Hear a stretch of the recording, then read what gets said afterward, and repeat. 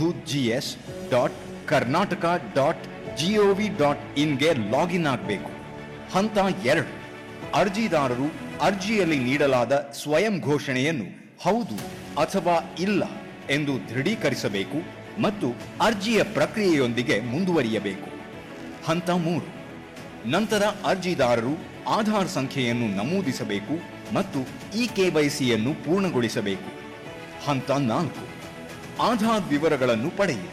Button click ಮಾಡಿದ ನಂತರ ಆಧಾರ್ನಲ್ಲಿ ಇರುವ ಅರ್ಜಿದಾರರ ವಿವರಗಳು ಬರುತ್ತವೆ. ಹಂತ 5, ಅರ್ಜಿದಾರರು ತಮ್ಮ ಕೋರ್ಸ್, ವಿಶ್ವವಿದ್ಯಾಲಯದ ಹೆಸರು, ಕಾಲೇಜು ಹೆಸರು ಮತ್ತು ವಿದ್ಯಾರ್ಥಿ ಗುರುತಿನ ಸಂಖ್ಯೆಯನ್ನು ಆಯ್ಕೆ ಮಾಡಬೇಕು. NADನಲ್ಲಿ ಡೇಟಾ ಲಭ್ಯವಿದ್ದರೆ ವಿವರಗಳನ್ನು ಸ್ವಯಂಚಾಲಿತವಾಗಿ ಪಡೆಯಲಾಗುತ್ತದೆ ಅಥವಾ ಸಂಬಂಧಿತ ದಾಖಲೆಗಳ ಅಪ್ಲೋಡ್ನೊಂದಿಗೆ ವಿವರಗಳನ್ನು ನಮೂದಿಸಲು ಅವಕಾಶ ಒದಗಿಸಲಾಗುವುದು. ಹಂತ 6, ನಿವಾಸ ಪರಿಶೀಲನೆಗಾಗಿ ಅರ್ಜಿದಾರರು 4 ಆಯ್ಕೆಗಳಲ್ಲಿ ಒಂದನ್ನು ಆರಿಸಬೇಕಾಗುತ್ತದೆ. ಪದವಿ, ಡಿಪ್ಲೊಮಾ, ರೇಷನ್ ಕಾರ್ಡ್ ಅಥವಾ CET ಸಂಖ್ಯೆ. ಡೇಟಾ ಲಭ್ಯವಿದ್ದರೆ ವಿವರಗಳನ್ನು ಸ್ವಯಂಚಾಲಿತವಾಗಿ ಪಡೆಯಲಾಗುತ್ತದೆ ಅಥವಾ ಸಂಬಂಧಿತ ದಾಖಲೆಗಳ ಅಪ್ಲೋಡ್ನೊಂದಿಗೆ ವಿವರಗಳನ್ನು ನಮೂದಿಸಲು ಅವಕಾಶ ಒದಗಿಸಲಾಗುವುದು. ಹಂತ 7, ನಂತರ ಅರ್ಜಿದಾರರು ತಮ್ಮ ಜಾತಿ ವರ್ಗವನ್ನು ಆಯ್ಕೆ ಮಾಡಬೇಕು.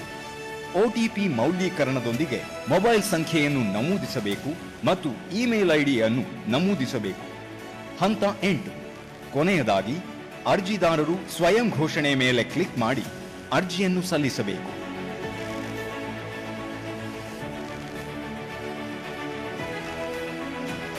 ಬಂಧುಗಳೇ,